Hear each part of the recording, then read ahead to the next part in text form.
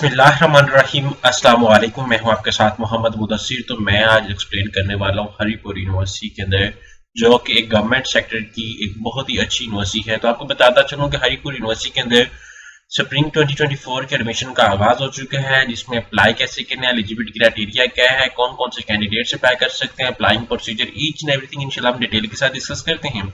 लेकिन उससे पहले मैं अपने तमाम व्यूअर्स से रिक्वेस्ट करूंगा, प्लीज हमारे इस चैनल को सब्सक्राइब करें, लाइक करें, शेयर करें और कमेंट करें, ताकि आपको आने वाले हर किस्म की जॉब, हर किस्म की स्कॉलरशिप और हर किसी किस्म की update with the best of time मिलती रहे। अब बात यह है कि आपके बेनिफिट के लिए हमने होम अप्लाई की भी सर्विस शुरू की है। हम आपको घर बैठे ऑनलाइन अप्लाई की भी सर्विसेज देते हैं। आप घर बैठे हमसे ऑनलाइन अप्लाई भी करवा सकते हैं। बैंक चलान, डॉक्यूमेंटेशन, प्रिंट सारी जिम्मेदारी हमारी होगी।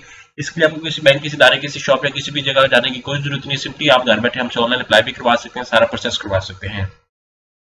अब यहाँ पे आप लोगों को मैं अगर डिस्कस करता चलूँ तो यहाँ पे आप देखें मेरे सामने एडवर्टाइजमेंट मौजूद है। एडवर्टाइजमेंट के अंदर सारा कुछ प्रोग्राम भी अवेलेबल है, एमफिल, पीएचडी और बीएस प्रोग्राम सब कुछ अवेलेबल है, जो कि गवर्नमेंट साइड की यूनिवर्सिटी है, जिसकी लास्ट डेट ऑफ अप्लाई है वो 9 फेब 2024 है। अब यहाँ पे एलएलबी भी अवेलेबल है, public health, microbiology, anaesthesia technology, DPT भी अवेलेबल है। अगर हम लोग फार्मेसी को डिस्कस करें तो यहाँ पे हम लोग फार्मेसी को देखते हैं कि फार्मेसी भी करवाई जाती है कि यहाँ पे नहीं करवाई जाती है। अब कुछ लोग क्या करते हैं कि जिन लोगों ने बीए बीएससी भी किया उन लोगों के लिए यहाँ पे लेटरल के अंदर भी 5th सेमेस्टर के अंदर भी एडमिशन ओपन है।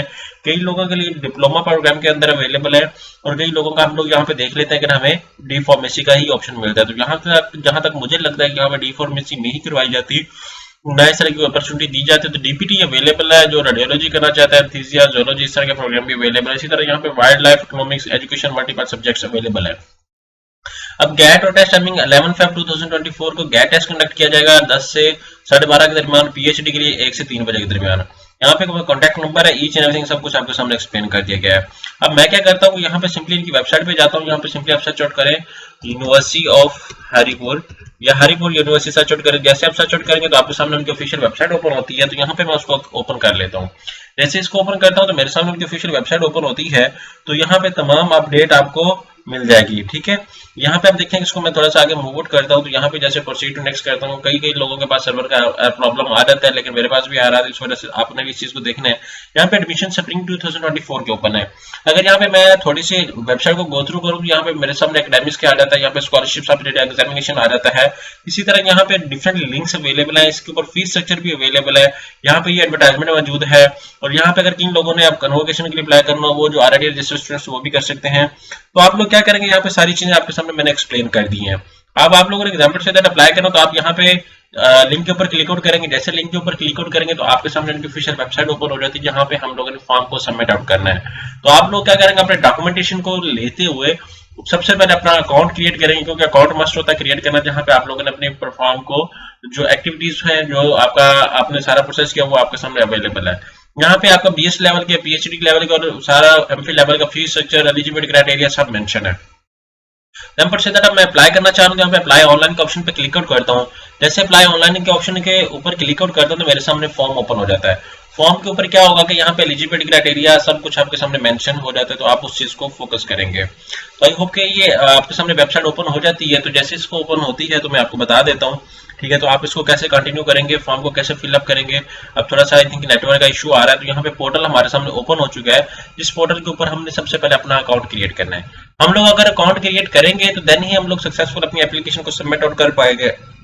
तो जितने भी मेरे कैंडिडेट्स हैं, जितने भी मेरे स्टूडेंट्स हैं, उनको मैं रिक्वेस्ट करूंगा अपने डॉक्यूमेंटेशन को, अपनी फाइल को प्रॉपर्ली एक्यूरेट वे से फिलअप करना है, ताकि आपको कोई मिस्टेक ना आए, क्योंकि आपके डॉक्यूमेंटेशन के अंदर कोई प्रॉब्लम ना आए।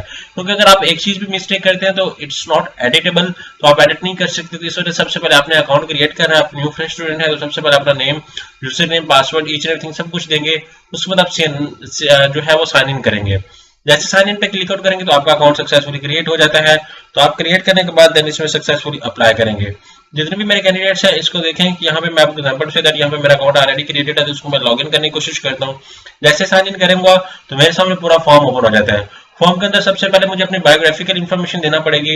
वो कह रहे हैं कैप्चा फील्ड है, जहाँ पे कैप्चा एंटर करना पड़ना है, क्योंकि यहाँ पे कैप्चा है, यहाँ पे कैप्चा एंटर करना पड़ना है। लेकिन मेरे पास ऐसा कोई कैप्चा नहीं है जिसको मैं प्रोसीड करना चाह रहा हूँ। आई थिंक यहाँ पे जो है वो CNH हम लोगों ने देना है, तो स्लैश के साथ देना है। यहाँ पे मे भी आप लॉगिन हो जाए।